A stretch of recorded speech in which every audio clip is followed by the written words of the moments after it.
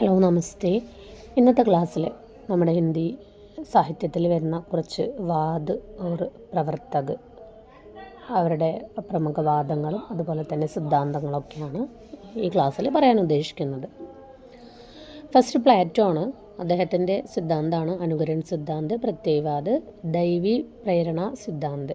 എപ്പോഴും ചോദിക്കാറുണ്ട്, പല എക്സാമിനും ചോദിക്കാറുണ്ട്.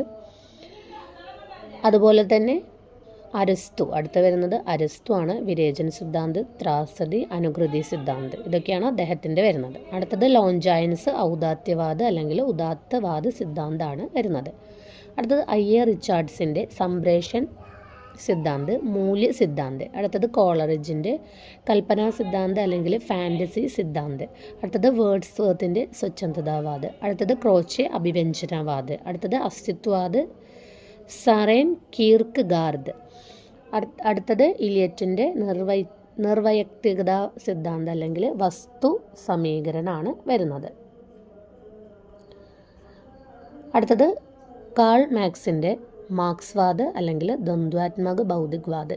മാർക്സ്വാദം വരുന്നുണ്ട്, ദ്വന്ദ്വാത്മക ഭൗതികവാദം വരുന്നുണ്ട്. അടുത്തത് വിഖണ്ഡനവാദ്, ജാക്ക് ദെരിദയുടെ വിഖണ്ഡനവാദ്. അടുത്തത് ഫ്രോയിഡിൻ്റെ മനോവിശ്ലേഷൺവാദ്.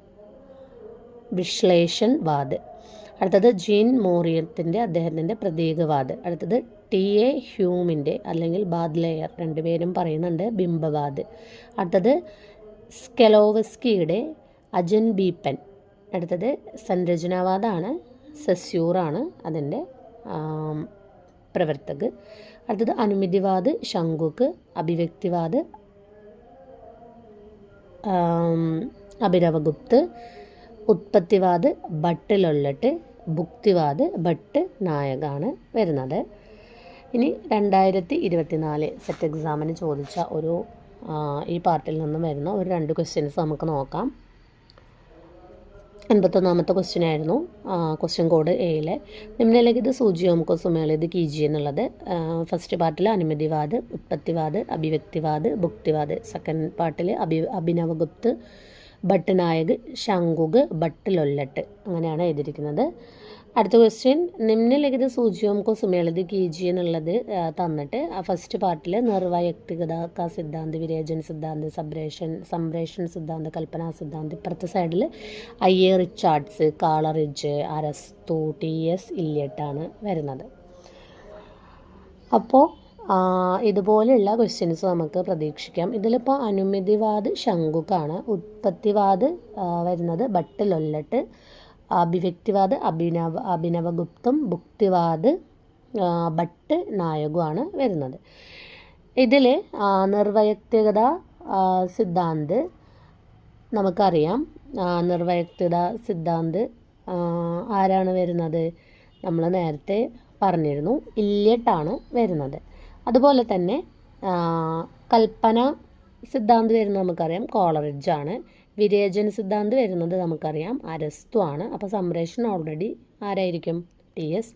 ഇല്യട്ടായിരിക്കും വരുന്നത്. അപ്പോൾ നമ്മൾ ഏതെങ്കിലും ഒരു 2-3 കാര്യം നമുക്ക് ഓർമ്മയുണ്ടെങ്കിൽ പിന്നീട് നമുക്കത്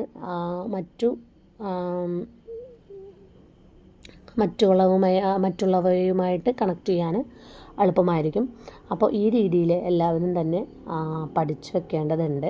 അപ്പോൾ ഫസ്റ്റ് വരുന്നത് പ്ലാറ്റോ ആണ്, സെക്കൻഡ് അരസ്തു, പിന്നെ ലോഞ്ചൈൻസ്, ഐ.എ. റിച്ചാർഡ്സ്, കോളറിജ്, വേർഡ്സ്വർത്ത്, ക്രോച്ചെ, അസ്തിത്വവാദിൻ്റെ ആളാണ് സോറൻ കീർക്ക്ഗാർഡ്, പിന്നെ ഇല്യട്ട്, പിന്നെ കാൾ മാക്സിൻ്റെ വരുന്നുണ്ട്, പിന്നെ ദെരിദയുടെ വരുന്നുണ്ട്, ഫ്രോയിഡ്, ജീൻ മോറിയം, ഹ്യൂം, പിന്നെ സ്കെലോവസ്കി, പിന്നെ സെസ്യൂർ, ശങ്കുക്, അഭിനവഗുപ്ത്, ഭട്ട് ലൊല്ലട്ട്, ഭട്ടനാഗ് എന്നിങ്ങനെ കുറേ ആളുകൾ ഇതിൽ വരുന്നുണ്ട്. അപ്പോൾ ഈ രീതിയിലൊക്കെ നോക്കണം.